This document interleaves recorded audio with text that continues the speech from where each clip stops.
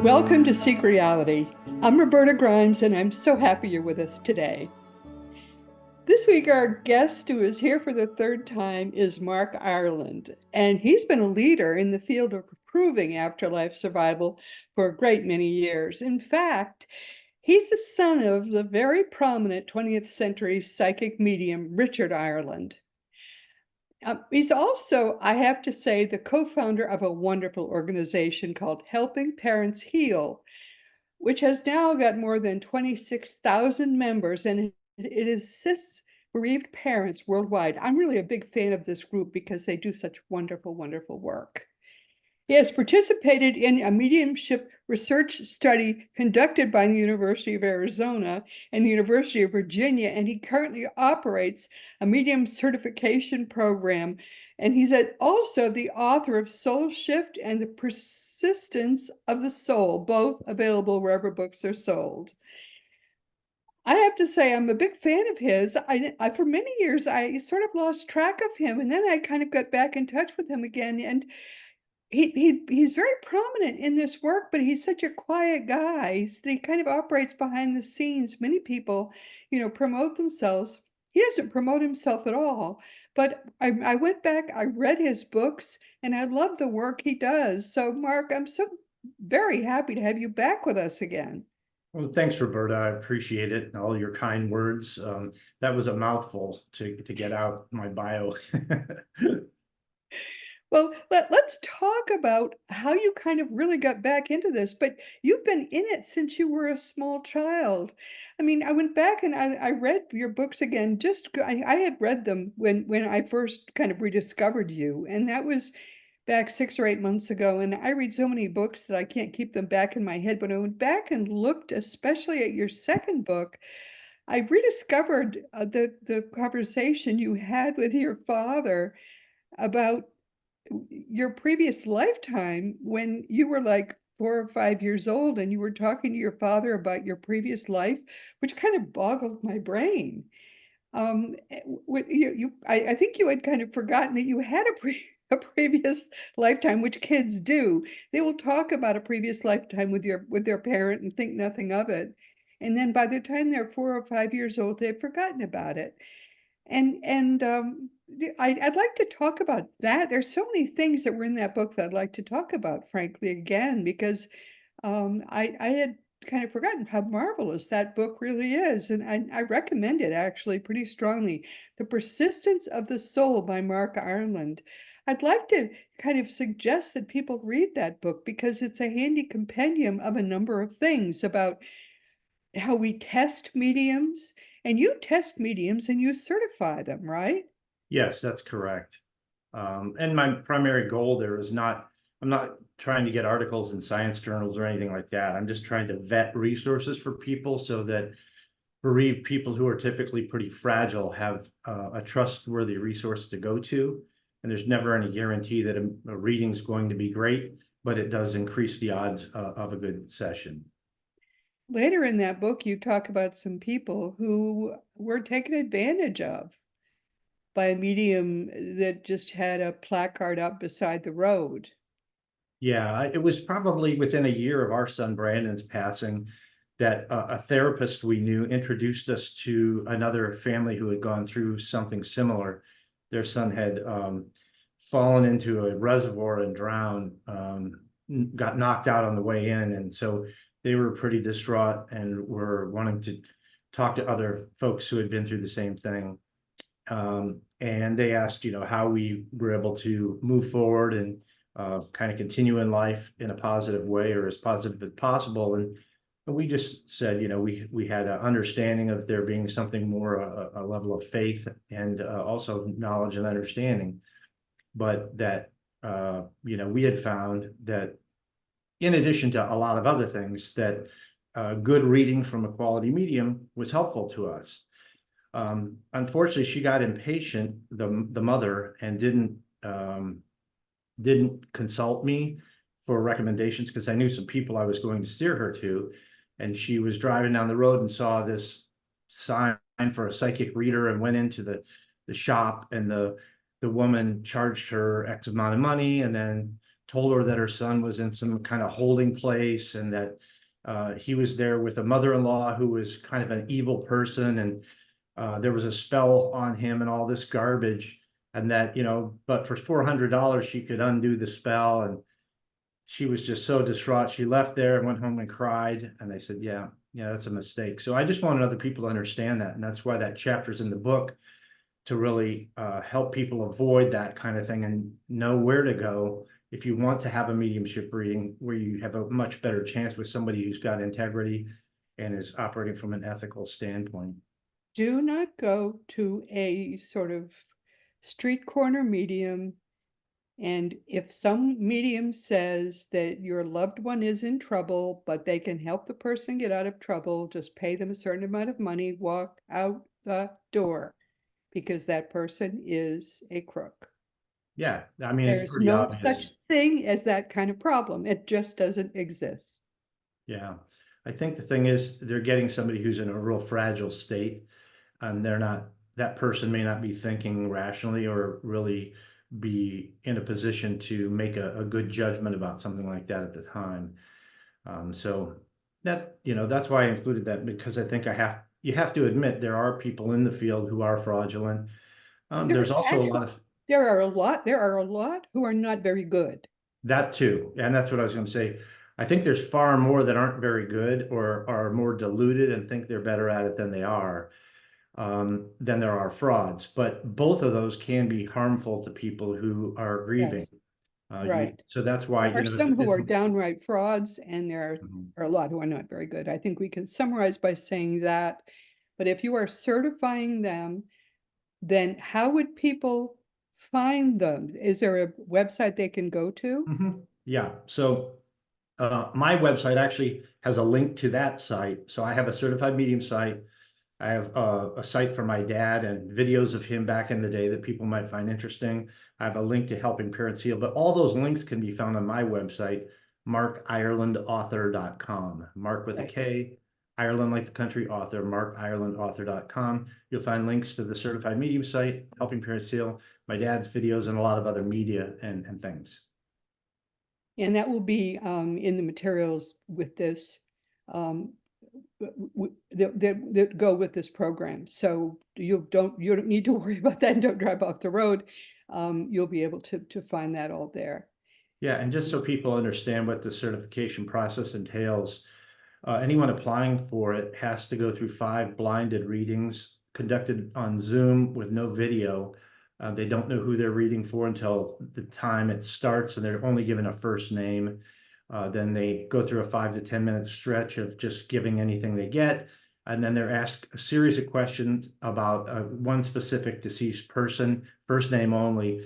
And so we basically measure the accuracy of all the comments they make, not only accuracy, but how specific, how pertinent it is to that relationship between the person who passed and the sitter, as well as bonus statements that are highly specific and highly applicable to that relationship.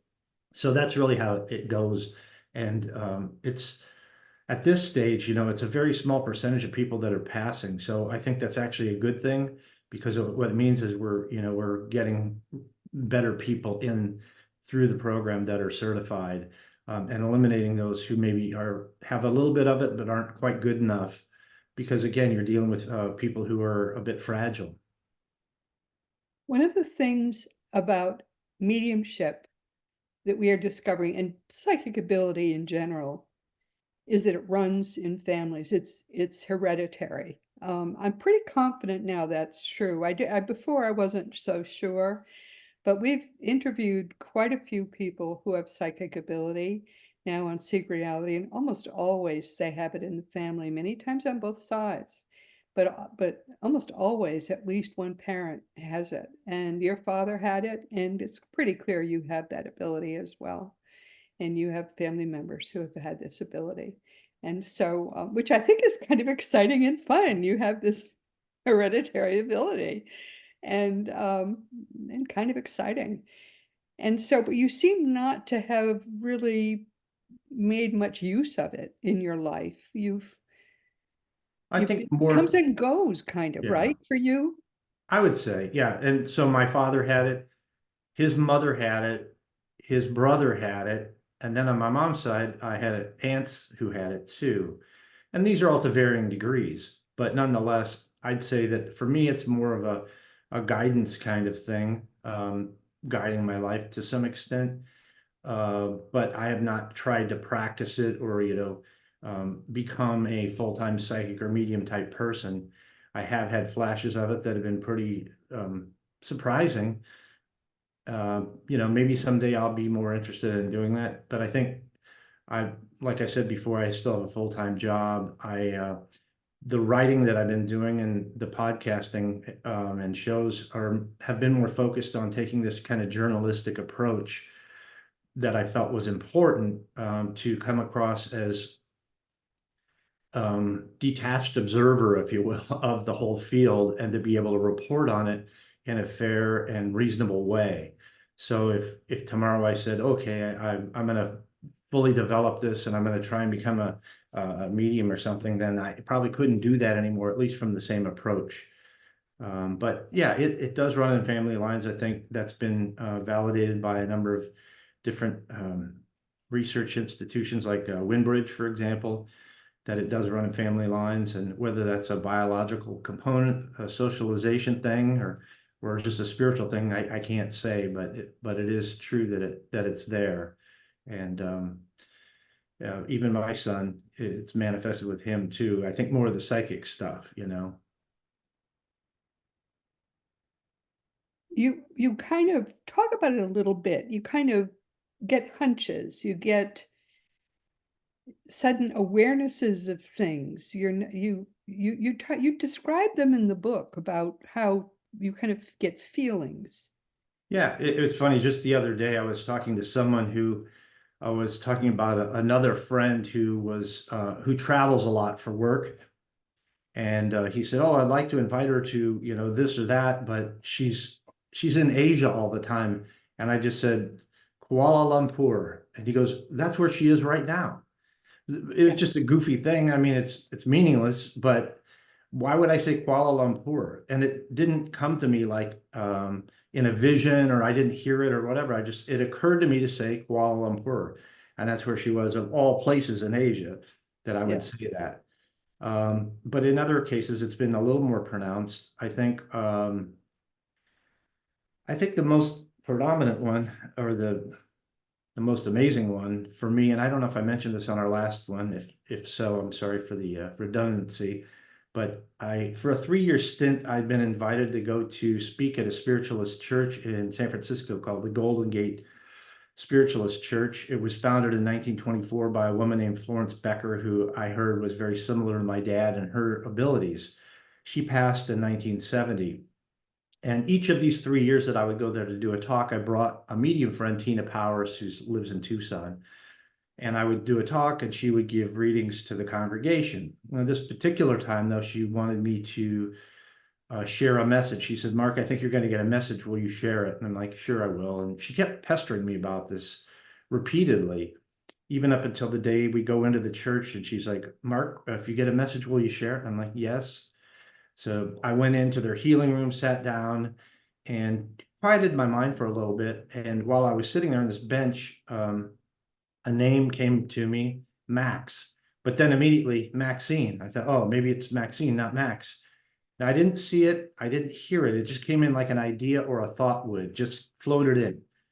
So I gave my talk. And then at the end, I'm like, do the names Max or Maxine mean anything to anyone here? And then the church pastor, he's like, whoa. He says, well, Max and Maxine were twins born to the church founder, Florence Becker, and they were delivered stillborn, but they grew up on the other side in spirit. He says that's a secret only known to a few old-time church board members. He says, I think we know who is here right now. And then afterward, he took me upstairs to show me this painting. It was a landscape. It had a long winding road with two little figures at the end. And he says, that's Max and Maxine. So to get something that specific with two unusual names was pretty wild. But Yeah. it was a lesson for me because it was very subtle. And I think that's the nature of how this can work for us typically, at least for me, very subtle, not loud, not like the burning bush kind of thing, but just a very subtle thing, like a thought flows in or something like that. Yeah, isn't that wonderful? I have a hunch that this is a latent ability in everyone, but it's just that people who have it in their background, in their DNA, just have it much more strongly. I mean, I think all of us can think of a moment in our lives when we got this, but we just don't respond to it because it's just not in our background to respond to it. But I think it's something, I think it's a human trait, but it's just not in your heritage. It's something that's just a lot stronger. Yeah, I think there's some truth in that. I think my dad would say everybody is psychic to some degree, but I think Yes, how much they could develop it if they wanted to, or how much they recognize it. And we live in a society really that's very materialistic yes, and doesn't take these things seriously anyhow. So a lot of people don't want to be embarrassed about trying to, even admit having a belief in it, let alone ability with it. But I think it does vary in intensity and strength, and I think there's something to do with the lineage piece of that. What it is, is it something biological? Is it the pineal gland in the brain? yeah, Is it right, right. is it just a spiritual kind of thing where you're able to access your subconscious better than other people? I can't say. I don't really understand or know that. I don't think anyone really has the answer to why that is, but it is clear that it does follow family lines.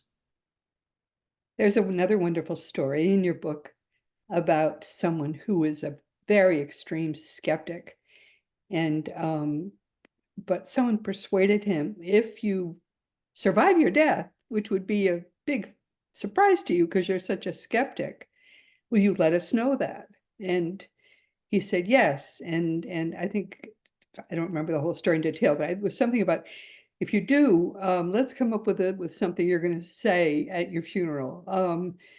And it was something that was came at the end of a commercial, something like, do you remember the phrase? I don't remember the Well, phrase. this was actually someone else's story that I know. I just included it because I thought it was phenomenal. Yeah, I thought it was too. Say But her say the name is phrase and people Lindsay, remember it. and her story had to do with her husband, who I guess he is morbidly obese, and because of his health, he passed at a fairly young age. But I'm trying to think of the exact phrase, but anyhow, It was she like, and that's the way it is, or something like that. yeah, from me to you, or from my Yes, arms to you, yes. or From me something to like you. that. Yeah. But basically what had happened was, so he was a non-believer, he was a skeptic, but he did promise her that if he did survive death, that he would come through and make his presence known. It was actually at the funeral service that a man, I think his name was Mahal, who was at the service but Yes. didn't know anything about this. He felt compelled to stand up in the middle at some point and say, well, he's here right now and he has a message for you. And then it was from like a Pillsbury commercial, I think, Yes. from my heart to yours. And he did the motion and the words exactly as the husband used to do to her all the time. He would say, from my heart to yours, or something along those lines, but he did the exact thing. And Isn't then that boggling? So yeah. so so this guy who was psychic stood up in the and he spread his arms and he said, from my heart to yours. Well, if ever there was proof of an afterlife, this skeptic guy gave it to his wife at his own funeral. I love it. I just Yeah, love that. What a great story that is. it really was. And I just had to include that. I Yeah, met him thank back you. in 2006, I think it was, um, during like a group healing training kind of thing. So, but I love that. And what a gift to his wife. Oh oh my yeah, goodness. absolutely. All right, so there you have it. Everyone says, well, no one's ever done that. No one's ever proven it. Well, there you have it. So, all right, Mark, why have we not long since shown the skeptics the door? Why have we not been able to prove it long since? Well, first off, science never really, from my understanding, never accepts something as proven.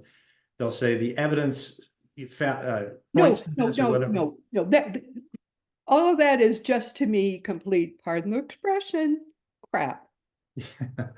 I mean, they really, no matter, it wouldn't, what you could have a row of Albert Einstein and everybody, you could have them return and they would still say it's not proven.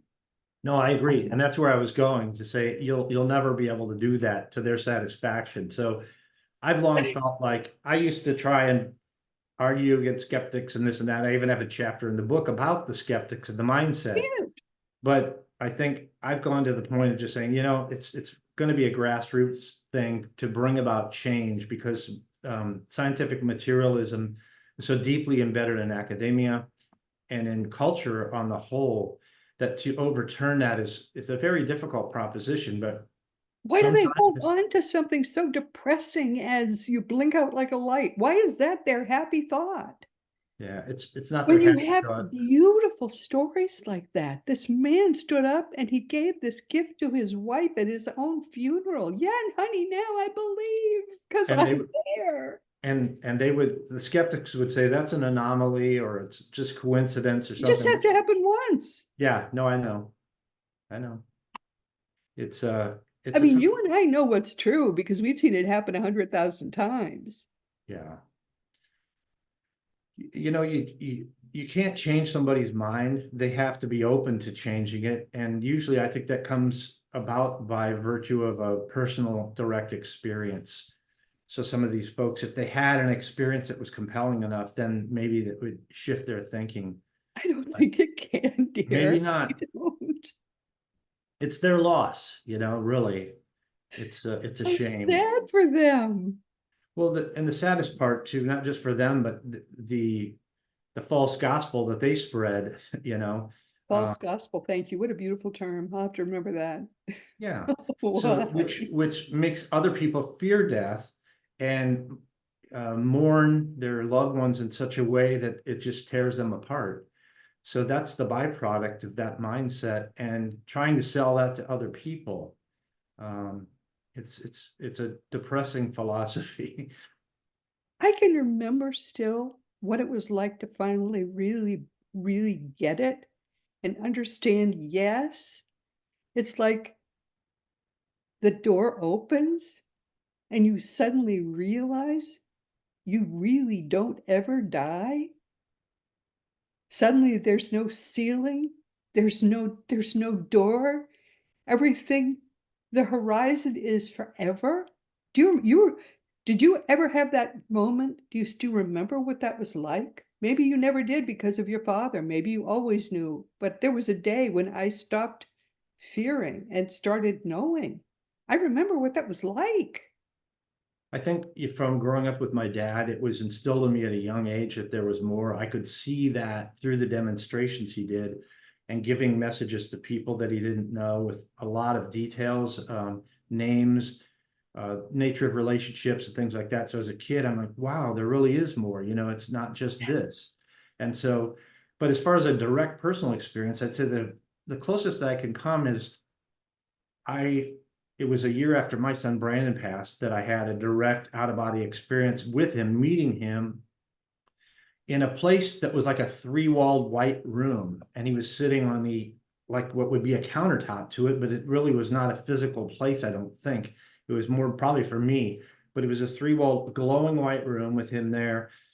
And it was more real than waking reality. And where the third wall should have been was infinity. It was like the rest of the universe. It was just I felt like it was a meeting spot in the middle place between us. Yes, yes. And that was for me the most direct kind of experience of that type where I felt, like I had put my toe into that world or, on the way to that next world.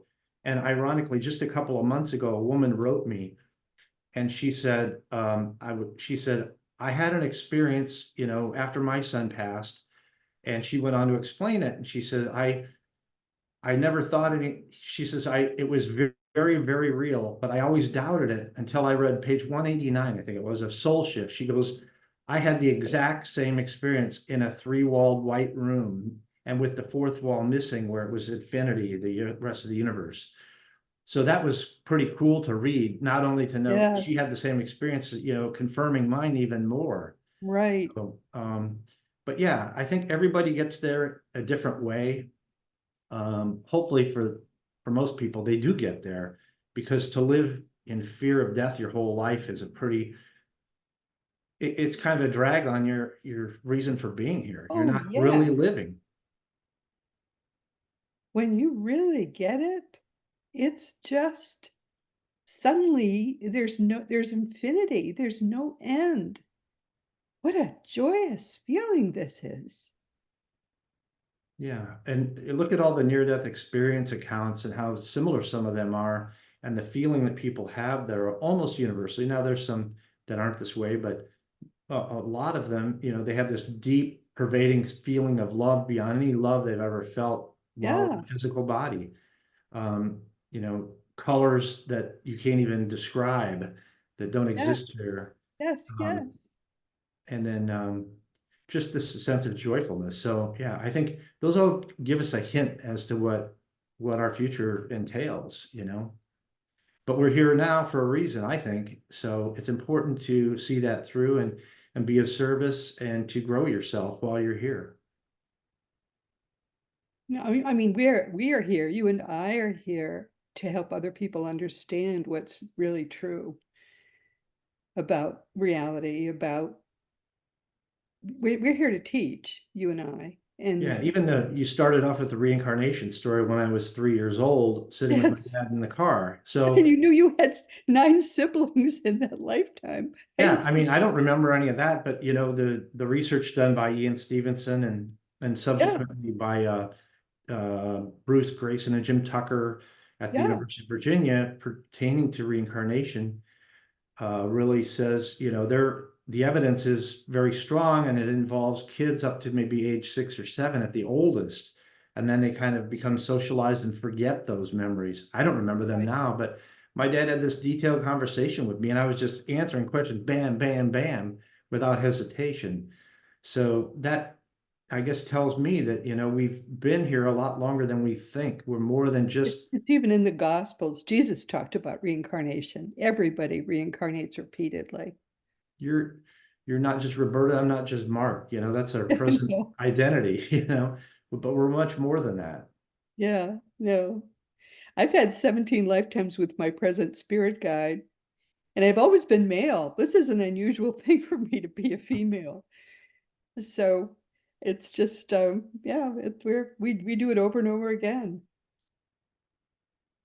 which is fine, which is, it's an interesting experience to, and that's why some children are gender confused until they go through puberty, after which they straighten out.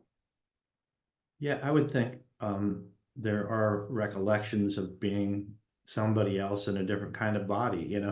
Yeah, well, I mean, I was gender confused till I hit puberty, and then it was, oh, okay, this is fine.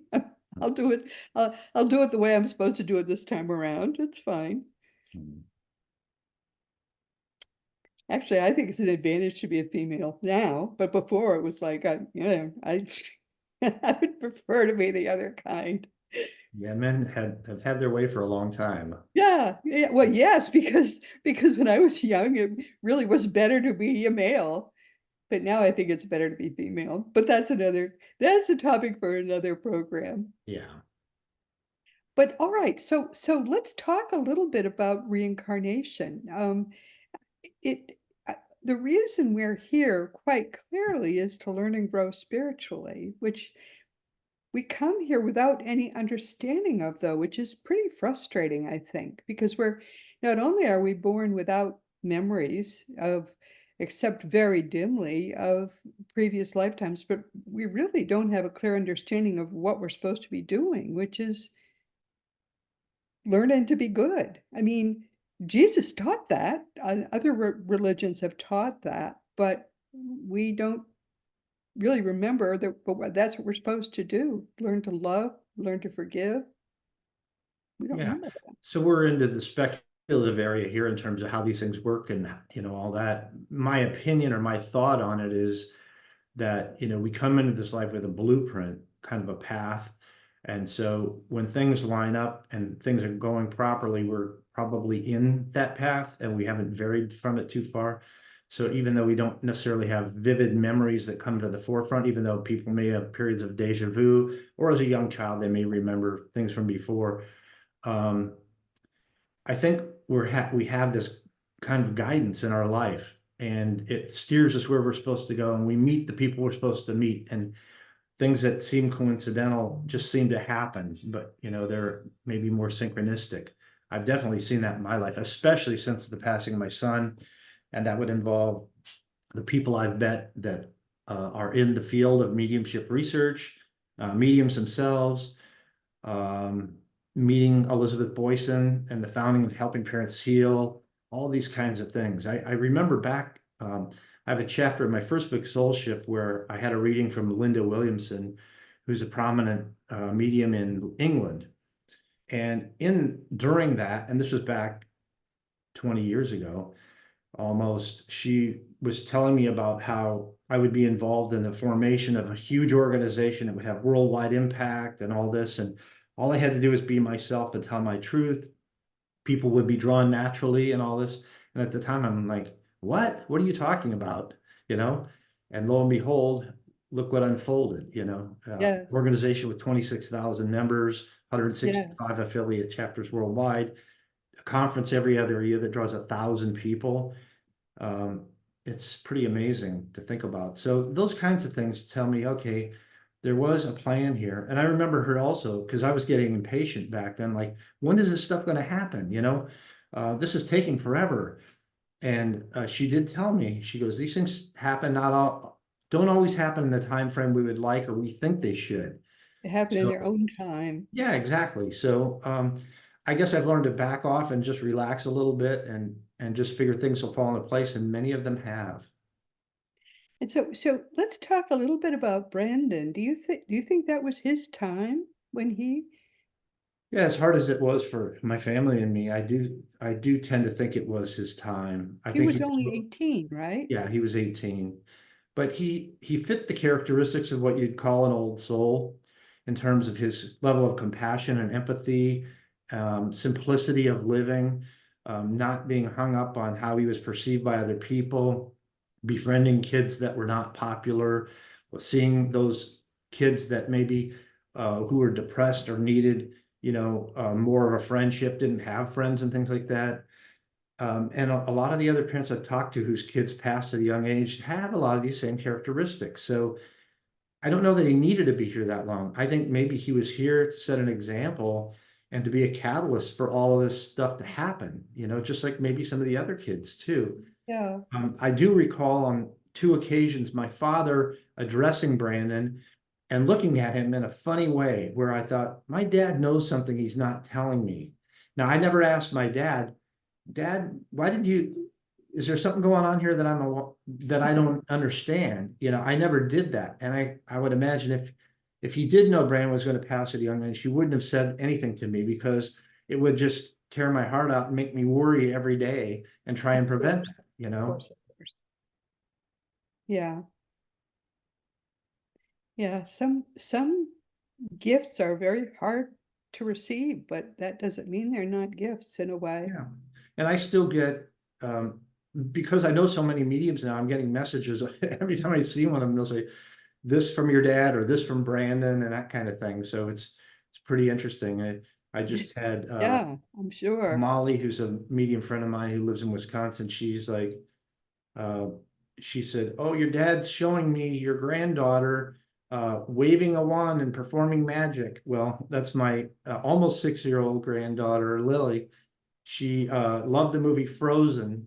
So, and there's this Queen Elsa in there that performs magic and waves a wand. So that's exactly what she had been Oh, doing. of course. Another one, Farrah Gibson, recently. I had not met her before until this dinner.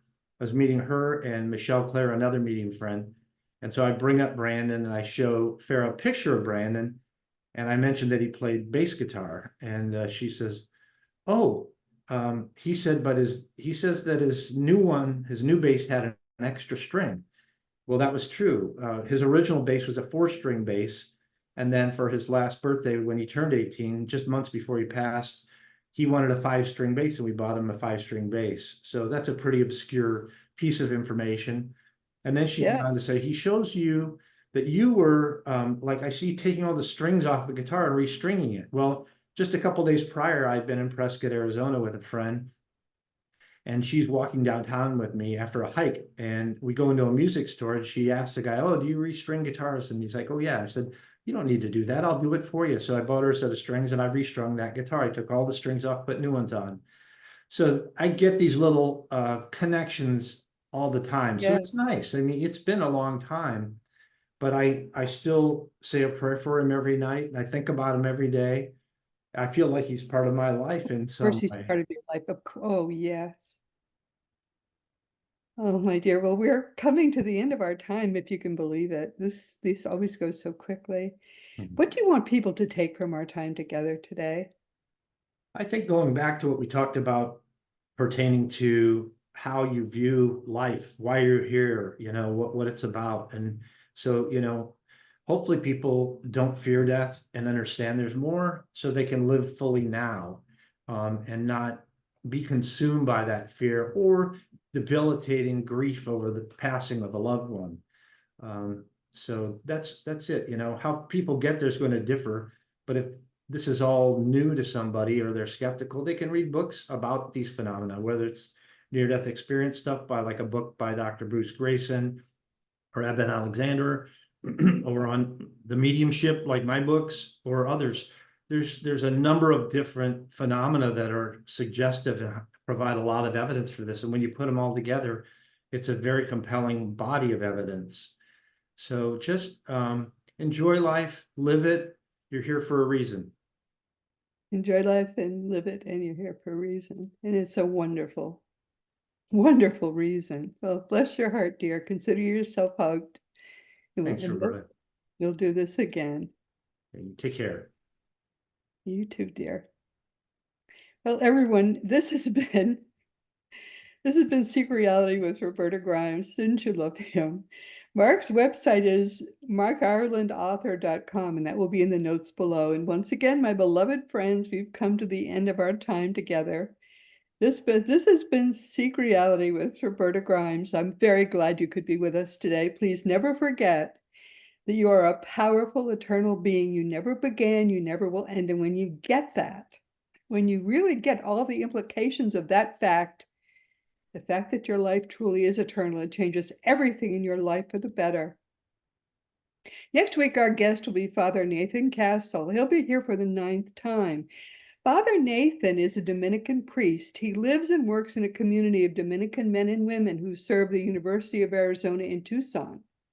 He's a very spiritual man, and about 25, probably going on 30 years ago now, he was recruited by elevated beings not in bodies to do spiritual rescue work. As we have come to understand, unfortunately, almost 25% of the people who die go off track for a time when they die, and Father Nathan helps to rescue some of those people when they feel ready to be rescued, not before, when they feel ready. And the result has been a series of what I think of as really amazing books. There, I think, are 3 books, but there may be 4 now. I'm not sure. We'll find out next week. The first one was called Afterlife Interrupted, Helping Stuck Souls Cross Over, and that came out in 2019. Then came book 2, and then came book 3. And I really look forward to seeing him again. He's just a delight. Father Nathan is a wonderful, wonderful spiritual man. And the fact that what the work he is doing is blessed, actually blessed by the Catholic Church, gave me a whole new view, frankly, of the Catholic Church. This week we've been talking with Mark Ireland, who's been here for the 3rd time. And Mark is a longtime student of the evidence for death and the afterlife. And as you can see, he gets it.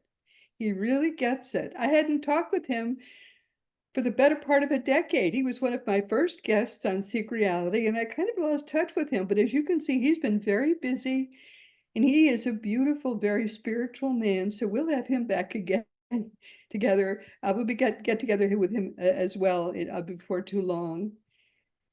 And frankly, my dear ones, we don't, I think, have time to talk about my books, but you know that I have written a lot of books as well. And we can talk a little bit about Teachings by Jesus, which is Jesus's website, a lot more important than my website and my books. Jesus is your single resource for all the beautiful divine truths that are brought to us in perfect love by the greatest teacher of all, who is Master Jesus. Unfortunately, there is, I think, a religion that calls itself Jesus's religion. He didn't start it. It was started by the Roman Emperor Constantine 300 years after Jesus's death. They use his name. They don't use his teachings. And what they teach has nothing to do with what Jesus taught. So finally, Jesus has a place where you can go and you can learn what Jesus taught. The genuine teachings of Jesus can at last truly come alive for us all. And if you're interested in learning about, frankly, what happens to us after death, and as you wonderfully heard our guest today say, when you get there, you're going to want to tell everybody about what happens after death, which is wonderful stuff. Mark Ireland can tell you, because the people who die want to tell us all. And unfortunately, the scientists don't want people to know this. And they're worried, I think, because Christianity doesn't have good news about what happens after death. They talk about hell, which doesn't exist. And they're worried that, I don't know what they're worried about, to tell you the truth, but they think it's a war between them and the Pope.